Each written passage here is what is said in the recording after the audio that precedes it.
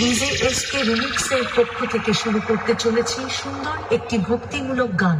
আসুন প্রথমে আপনাদের ভোকালটা শোনাই।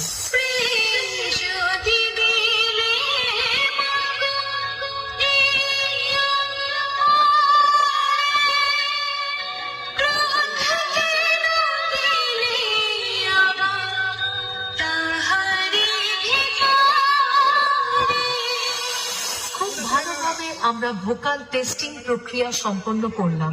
এবার গানটি আমরা বিটের সঙ্গে শুনে দেখব।